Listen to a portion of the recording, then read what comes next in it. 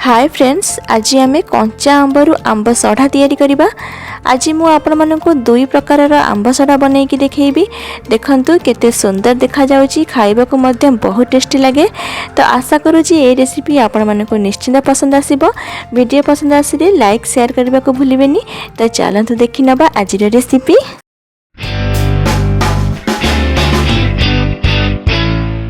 तो मुझे 6टी कंचा आंब को भलसे धोई नहीं। एबे एथिरु ए नासी गुड़ा काटी तार चोपा छड़े नबा। जदि आंबरू चोपा न छड़े डायरेक्ट यूज करबा, जेहेतु ए कंचा आंब, तो कंचा आंबर चोपा बहुत कसा लगी थाए, टेस्ट कसालिया आसे। तो सेथिपाई आंबरू चोपा छड़ाइबाटा जरूरी। देखंतु एठी सबुतक आंबरू चोपा छड़े सारिलेनी। तो एबे गोटे प्रेशर कुकर रे सबुतक आंब को देई देबा। बेसी पानी देबानी। 6टी आंब पाई मुझे गोटे ग्लास पानी देउची। कभर करी मीडियम फ्लेम रे 4 रु 5टी सीटी दे दबा। ऑटोमेटिक एयर गला परे देखंतु आंब एठी हमर सिझी जाईची। एबे गोटे बड़ा पात्र को काढी नेबा, पूरा ठंडा हेबा को छाडी देबा। देखंतु आंब एठी हमर ठंडा हे जाईची। एबे हाथ रे एम्ति चकटी टाकुआ को अलगा करी नेबा। एबे याको गोटे ग्राइंडर रे देई पानी न देई चिकन के ग्राइंडिंग करी नेबा। एबे गोटे छाणी रे छाणी देबा। आउ जदि किछि खदरा अंश थाए तो ये बाहरी जिवो।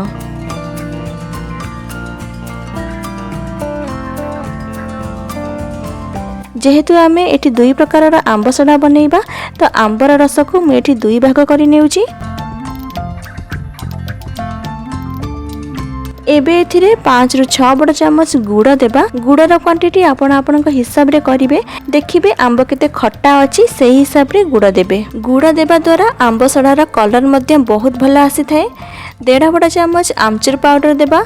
आमचूर पाउडर बदला रे चाट मसला भी नहीं पारिबे। हाफ चामच बीट लूण, हाफ चामच लूण, राग पाई गोटे चामच लंका गुंड, गोटे चामच भजा जीरा गुंड दे गोले नबा। सबुतक भल भाव मिसी सारा पर गैस फ्लेम मीडियम रे रखी कड़ाई बसैबा। आउ कंटिन्यू गोले चलिबा।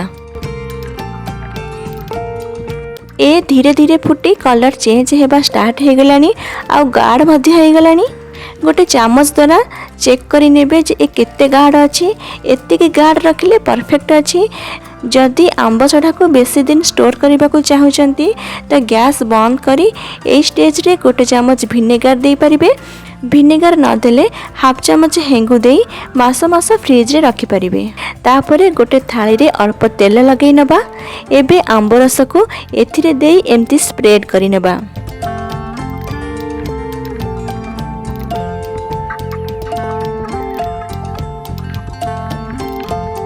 एठी हमर दुईटी थाली आंब सड़ा रेडी हो गला। एबे आमे आउ गोटे प्रकार आंब सड़ा बनैबा। ता बाकी जे आंबर रस थिला ताकू आमे कड़ाई रे दे दबा। एबे सेथिरे गोटे चामच भजा जीरा गुंड, 1.5 चामच आमचूर पाउडर बदल रे चाट मसला भी नहीं पारिबे। हाफ चामच लूण, हाफ चामच कला लूण, हाफ चामच लंका गुंड दे गोले नबा। मसला पूरा मिसी सारिबा परे मु एठी 10 बड़ चामच चीनी देउची। चीनी रो क्वांटिटी आंबर खट्टा अंश ऊपर डिपेंड करे। आपनक हिसाब रे आपन चीनी नहीं पारिबे। सबु को भल भाबे गोळे नै कड़ाई को गैस ऊपर मीडियम फ्लेम रे बसै नबा। कंटिन्यू गोलेबा। चीनी मेल्ट हेबा परे गोटे पिंच ग्रीन फूड कलर पके गोळे नबा।